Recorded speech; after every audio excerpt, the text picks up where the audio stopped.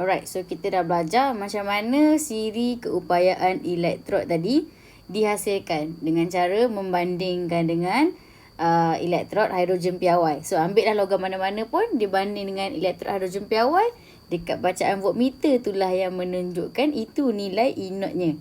Okay, sekarang kita nak guna E0 ni bagi menentukan yang manakah ejen pengoksidaan dan yang manakah ejen penurunan berdasarkan nilai keupayaan elektrod piawai lah, iaitu nilai E0 tu. Nilai ni lah. So kita tengok nilai ni, kita dah tahu dah yang mana ejen pengoksidaan, mana ejen penurunan. Okey, kita tengok dulu ni. Jika atom atau ion itu mempunyai nilai E0 yang lebih negatif, ataupun kalau dua-dua tu positif, kita cari yang kurang positif. Maksudnya nilai dia menghampiri negatif. Okey, atom atau ion itu akan lebih cenderung bebas elektron. Okey, lebih negatif, lebih senang bebas elektron. Jadi bila dia senang bebas elektron, dia lebih mudah mengalami tindak balas pengoksidaan dan ia adalah ejen penurunan yang kuat. Okey, now soalan dia. Okay, so kita dah ada, ini siri dia. Daripada lithium kepada F tu fluorine. Okay, nilai yang paling atas sekali adalah nilai yang paling negatif. Nampak tak? Negatif 3. Dan yang paling bawah adalah nilai yang paling positif. Okay, tengok sikit buku teks sebelum tu. Okay, jadual 1.6 bawah ni menunjukkan sebahagian daripada siri keupayaan elektrod piawai bagi sel setengah. Okay, sel setengah tadi itulah yang kita dah gabung bandingkan dengan elektrod piawai tu, elektrod hidrogen tadi, disusun dalam tertib meningkat nilai keupayaan elektrod. Okay, maksudnya daripada yang paling negatif kepada yang paling positif. Okay, so keupayaan elektrod piawai E0 juga dikenali sebagai keupayaan penurunan piawai. Semua persamaan sel setengah ditulis sebagai persamaan penurunan. Dia punya tips dia, semua ditulis sebagai persamaan penurunan. Sebab tu semua accept elektron. Semua terima elektron. Okay, so kita tengok. Okay, dia kat sini semakin ke atas, semakin kuat ejen penurunan sebab dia lebih negatif. Semakin turun ke bawah, semakin kuat ejen pengoksidaan sebab dia semakin positif. Okay, inilah soalan dia. Okay, now sekarang kita nak jawab soalan. Antara argentum dan magnesium, yang manakah ejen penurunan? Okay, kalau kita nak explain, kita kena ada 4 point ni. Ini point yang pertama. Okay, kita kena beritahu yang mana lebih negatif. Point pertama, okay, point kedua, point ketiga dan point keempat. Okay, so kalau tengok ni, jawab dulu soalan. Argentum dengan magnesium, yang manakah ejen penurunan? Okay, so kalau tengok, you dah tahulah ejen penurunannya mestilah magnesium. Sebab magnesium nilai E0 magnesium adalah lebih negatif. Jadi magnesium adalah ejen penurunan. Okay, adalah ejen penurunan. Okay, so macam mana you nak tulis? You tulis dulu persamaan ni kan. Dalam soalan exam kadang-kadang saya rasa lah dia akan bagi macam ni. Dia tak suruh you hafal dia akan bagi persamaan ni, tapi dia suruh you tentukan. Okay, so you susun, tulis setengah persamaan ni dulu. Yang mana yang negatif duduk dekat atas. Yang negatif duduk kat atas, yang positif duduk kat bawah, ataupun yang kurang negatif duduk di bawah. Kurang positif duduk di bawah. Okay, so now kita nak tulis. Okay, maksudnya yang pengoksidaan dululah, baru penurunan. Okay, now kita nak tentukan yang manakah ejen penurunan. So kita katakan magnesium adalah ejen penurunan. Okay, you tulis balik. So kalau penurunan, okay, macam mana you tulis? Kita tulis dulu setengah persamaan pengoksidaan dulu. So macam nak tulis? Dia punya tips dia tulis daripada sini. Okay, terus sampai ke sini. Okay, kalau tak faham, okay, tengok saya tulis. So maksudnya Mg magnesium menghasilkan magnesium ion dengan membebaskan 2 elektron. So maksudnya kat sini pengoksidaan berlaku. Inilah tindak balas pengoksidaan. Jadi Mg akan jadi ejen penurunan. Okey. Lepas tu kita ikut pula dari sini. Jadi Ag positif akan terima elektron membentuk Ag. Jadi di sini berlaku penurunan. So kalau nak jawab soalan ni, buat dulu setengah persamaan pengoksidaan dan penurunan ni dulu. Okey, kemudian poin yang pertama. Poin yang pertama tadi warna purple lah. Poin pertama, kenapa you katakan magnesium ejen penurunan yang kuat? Sebab kita kata nilai E0 bagi magnesium ialah lebih negatif. Nampak tak? Ni poin pertama. Nilai E0 magnesium lebih negatif. Jadi magnesium lebih mudah derma elektron. Okey, magnesium lebih mudah derma elektron. Magnesium mengalami pengoksidaan. Saya tak muat tulisan saya. Mengalami pengoksidaan. Jadi, yang poin yang keempat, magnesium ialah ejen penurunan yang kuat tulisan. Nampak tak? Ni cara jawab dia lah. Ni lah soalan yang dia bertanya. Okay, now. So, you kena mesti cerita sebelah sekali. Okay, kenapa pula argentum adalah ejen pengoksidaan? Sebab nilai E0 bagi argentum ialah lebih positif. Okay, lebih positif. Argentum ion. Okay, ion argentum lebih mudah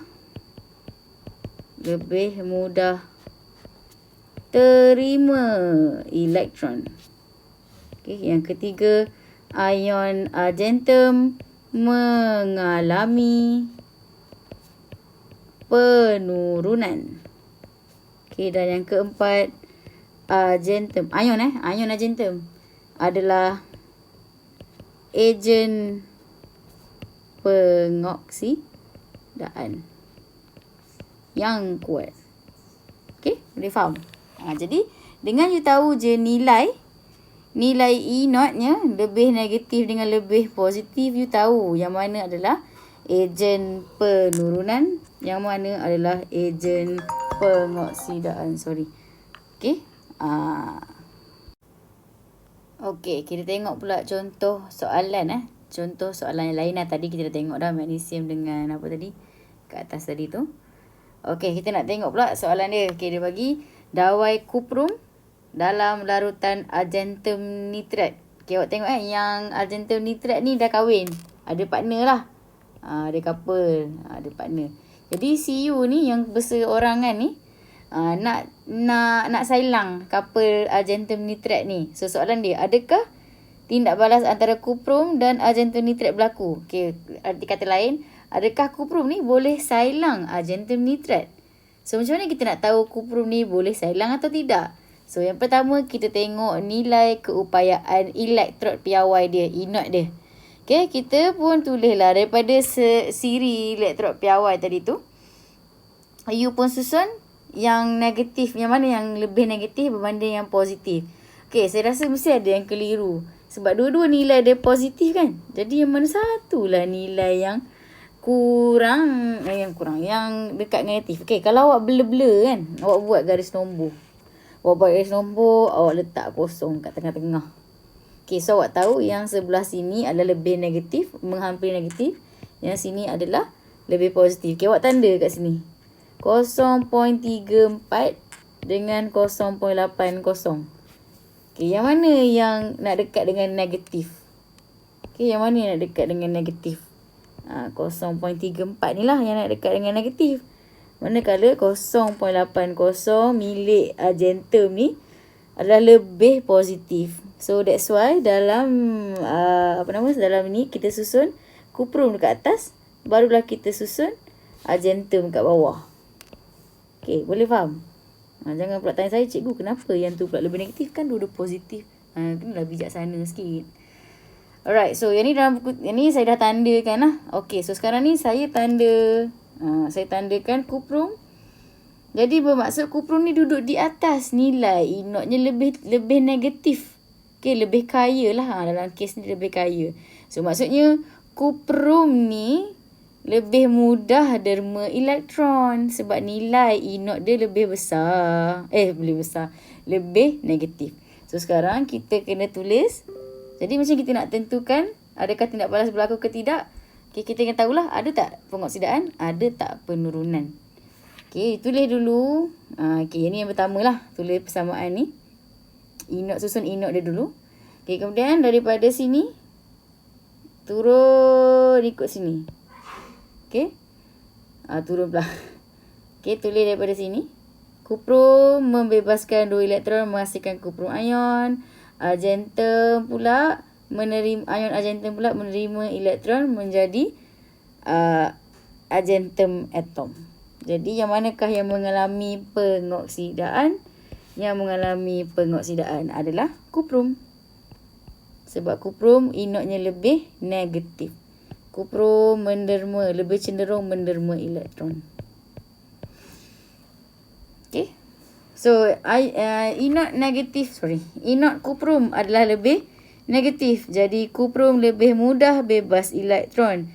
Kuprum akan mengalami pengoksidaan. Jadi, kuprum adalah ejen penurunan yang kuat. Jadi, kuprum boleh turunkan argentum ion. So, argentum ion akan terima elektron menghasilkan argentum atom.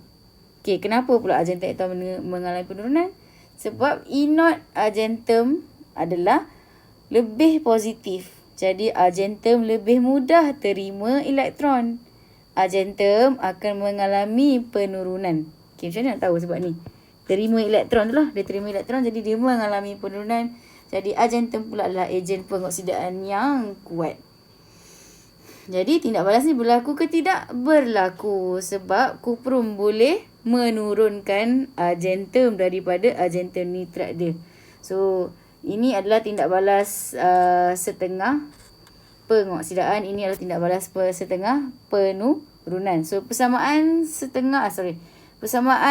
tindak balas ini, persamaan tindak balas ini adalah ini seperti di bawah. Okay, kuprum bertindak balas dengan larutan argentum nitrat. So maksudnya sekarang ni kuprum boleh sesarkan argentum.